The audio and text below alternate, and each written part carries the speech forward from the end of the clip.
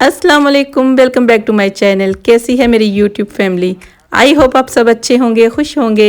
अल्लाह पाक सबको खुश और आबाद रखे। हम सब भी बिल्कुल ठीक हैं, अल्लाह का शुक्र है। और इधर रेडी हो रहा है अब्रिश का ब्रेकफास्ट। तो मौसम की बात कर लेते हैं कि मौसम काफ़ी गर्म हो गया इधर।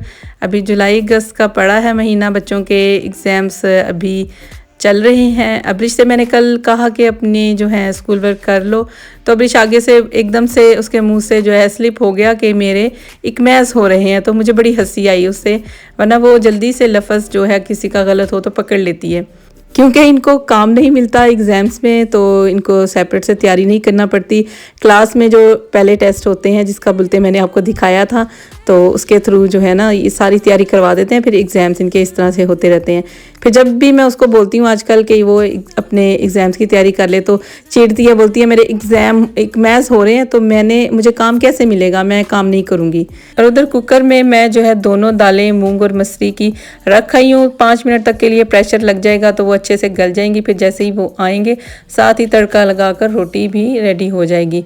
और इधर मैं कर रही थी अपना नाश्ता। मैंने साथ एक स्लाइस बना लिया था और चाय बना ली थी, और साथ मैंने ली थी योगर्ट। तो ये बहुत ही ज़बरदस्त होती है, विटामिन्स और फाइबर वगैरह इसमें काफ़ी मिकदार में होता है। और सोचा था कि साथ थोड़ी सी एडिटिंग कर लूँगी, बट नहीं हो सकी, क्योंकि जैसे ही मैंने नाश्ता स्टार्ट किया तो बच्चे भी जो है ना विराजमान हो गए। तो अब साथ साथ इनको भी बड़े बच्चे हैं जो उनको भी साथ खिला रही थी, और मैं अपना भी नाश्ता खा रही थी। तो और ये मेरा सर भी खा रहे थे कि जो है हमने जो है ना नहीं घर पे खाना खाना, हमें जो है ना मैकडोनल्ड पे ले जाए। तो अभी कुछ प्रोग्राम नहीं बना, तो देखते हैं फिर नाश्ता ख़त्म होता है तो क्या सोचते हैं, करते हैं, इनके पापा क्या कहते हैं। तो फिर जी आ गए थे हम मैकडोनल्ड पे, बच्चे जीत गए थे। तो इन्होंने काफ़ी जो है इमोशनली ब्लैकमेल करते हैं कि हम थक गए हैं, हमारे एग्ज़ाम्स हो रहे हैं, और फिर इनकी ब्लैकमेलिंग में आकर हमें इनको लाना पड़ा। और अब ये खूब इंजॉय कर रहे हैं, खा रहे हैं। तो अब्रिश अभी साथ नहीं है, अब्रिश को वापसी पे जाते हुए पिक करेंगे।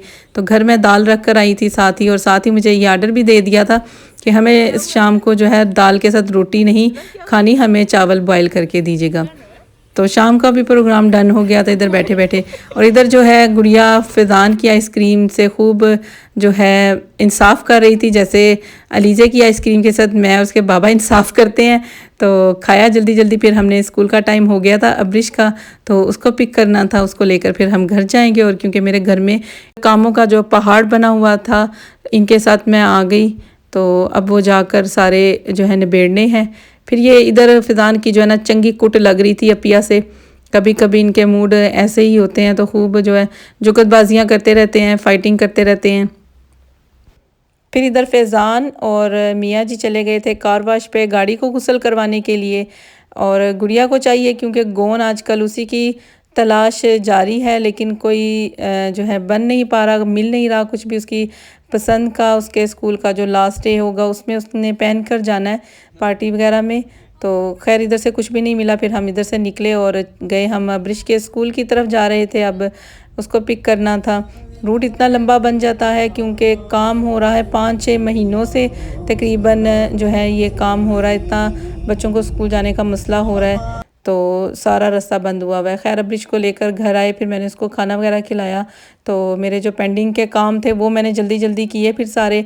तो पहले तो ये टॉवल जो सूखने डाले हुए थे वो मैंने फोल्ड करके रखे हुए थे, वो कबर्ड में लगाए। और फिर बकाया मैंने कपड़े भी जो दूसरे भाई डाल दिए थे कि धूप अच्छी थी, सूखने डाल गई थी कि वापसी तक जो है ना वो सूख जाएंगे। और अब उनको भी जाकर देखूंगी और फोल्ड करूंगी जल्दी जल्दी से, क्योंकि अब शाम का टाइम था, थोड़ी सी धूप इधर से चली जाती है, तो फिर इजीली इधर खड़े होकर इस तरह के काम वगैरह करने हो जाते हैं। बच्चे स्कूल वर्क वगैरह कर लेते हैं, तो चाय के साथ कोई स्नैक्स वगैरह हो वो बैठकर इजीली खाने हो जाता है। धूप में तो इधर बैठने भी नहीं होता। अगर धूप में बारबेक्यू भी करें तो वो पीछे जाकर जो है ना सामने पेड़ की छाँव के नीचे करते हैं, तो बड़ा मज़ा आता है। अभी तो बच्चों के एग्ज़ाम चल रहे हैं, तो फुल बिजी डे चल रहे हैं, और मेरे भी सारा दिन काम जो है ख़त्म ही नहीं होते। बच्चे जब फ्री हो जाएंगे तो वो फिर हेल्प भी करवा देते हैं। तो साथ ही साथ मैंने जल्दी जल्दी कपड़े भी फोल्ड कर लिए। और साथ आपके गुड न्यूज़ भी शेयर करूं कि माशाल्लाह माशाल्लाह मेरे जो चैनल्स को हैं पूरे 5 माह कंप्लीट हो गए हैं। और जो इस सेकंड लास्ट मैंने अब व्लॉग जो अपलोड किया था उस पे व्यूवर्स भी जो है ना 5000 माशाल्लाह आ गए हैं और 100 के उसके लाइक आ गए हैं। तो आप सबकी मोहब्बतों का बहुत ज़्यादा शुक्रिया। सब नए आने वालों को मोस्ट वेलकम। तो काइंडली उनसे रिक्वेस्ट है जो मेरे व्लॉग्स देखते हैं ऐसे ही मेरे साथ रहिएगा। तो और लाइक भी ज़रूर कीजिएगा, शेयर भी ज़रूर कीजिएगा।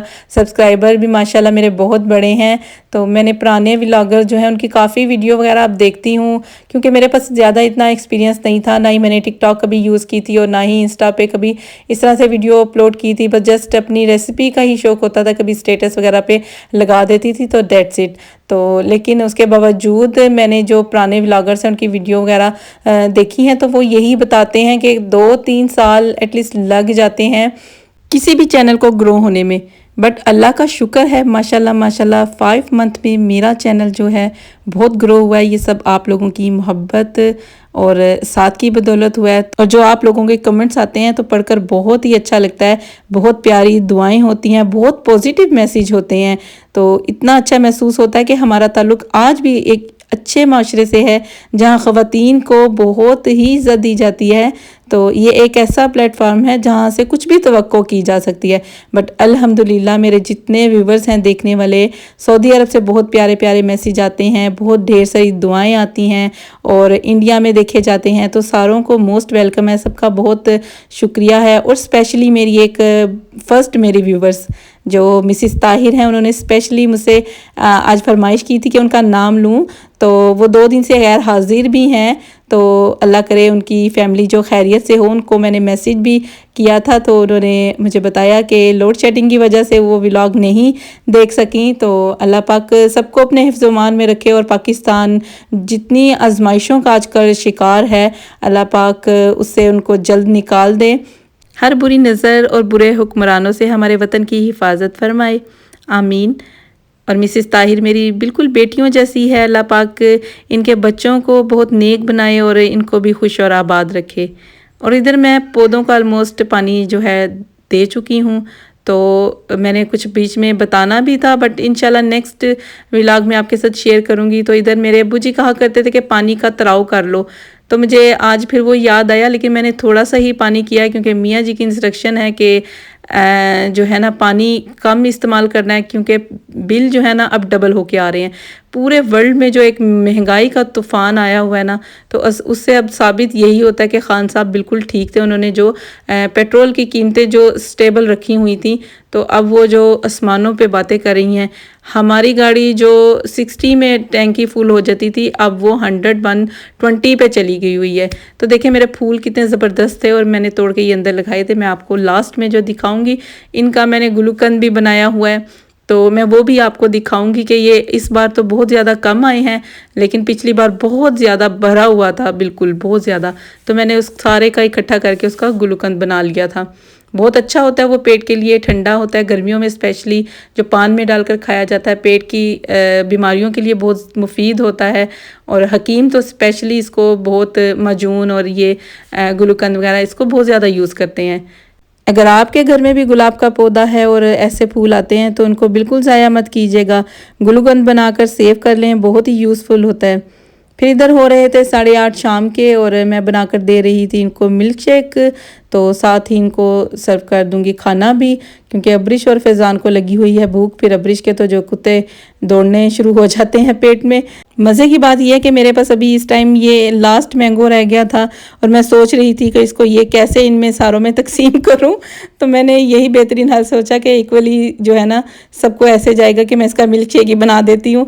तो अब नेक्स्ट टाइम इंशाल्लाह पाकिस्तानी शॉप पे जब चक्कर लगेगा ब्रसल का तो ही मैंगोज आने होंगे। और जब मैं फ़र्स्ट टाइम आई थी तो बड़ी खुशी मुझे हुई थी सुनकर कि इधर भी आम की पेटी मिलती है। लेकिन जब मैंने वो पेटी देखी तो उसमें 4 जो हैं उस वक़्त आम होते थे, अब तो फिर 6 या 8 भी होते हैं।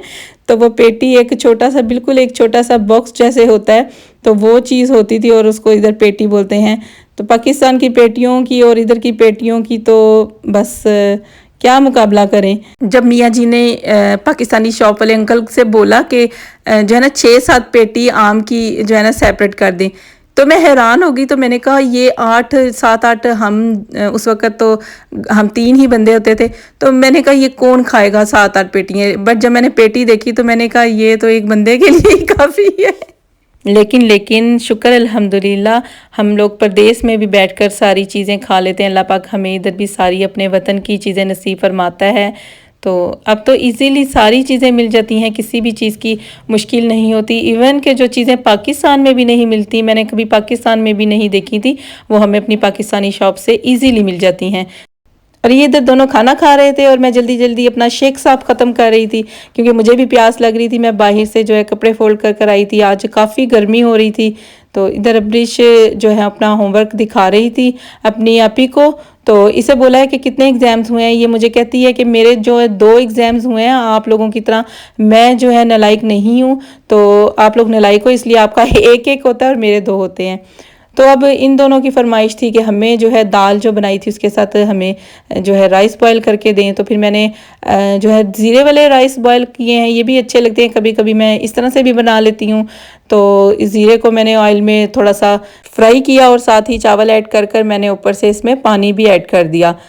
तो पानी ऊपर से ऐड करने का मकसद ये होता है कि जो बिगनर्स होते हैं उनके लिए बड़ी इजी टिप होती है कि चावलों का जो है ना इस तरह से पानी डालें तो पानी की क्वांटिटी जो है ना बिल्कुल ठीक होती है कि हमें 1 इंच जो है ना पानी चावलों से ऊपर रखना होता है। तो इस तरह से चावल कभी भी ख़राब नहीं होते, बहुत ही परफेक्ट बनते हैं और मैं इनको ड्रेन भी नहीं करूँगी, ये इसी में पक जाएंगे। तो उसके बाद मैंने जो है इसमें 1 से 1.5 जो है डाला था चिकन क्यूब और थोड़ा सा नमक ऐड किया था। तो देखें ये जो है ना 5 मिनट में ऐसे पककर चावल रेडी हो गए थे। तो देखिए कितने अच्छे कोई जुड़े नहीं, खिले खिले चावल बने थे। और साथ जो है मैं इनके अब इनको सर्व करके दूंगी दाल के साथ। और इधर गुड़िया ने मुझे बोला कि एक ही प्लेट बना ले, हम इसी में सब खा लेंगे मिलके, क्योंकि हम तीनों ही रह गए थे। इनके बाबा को भी मैंने रोटी बनाकर भेज दी थी और फिर अब अलीज़े गुड़िया और मैं ही रह गए थे। तो हम एक ही प्लेटर बना लेंगे और इसी में हम जो है ना खा लेंगे। और बहुत मज़े की लगती है। और गर्मियों में स्पेशली दाल चावल इतने लाइट लगते हैं, इतने मज़े के लगते हैं। साथ में अचार हो जाए तो इसके साथ अगर वो प्याज और टमाटर वाली सैलड हो, तो जो मैंने नहीं बनाई तो लेकिन वो भी हो तो क्या बात है। बहरहाल हमने ये खाई और बहुत मज़ा आया।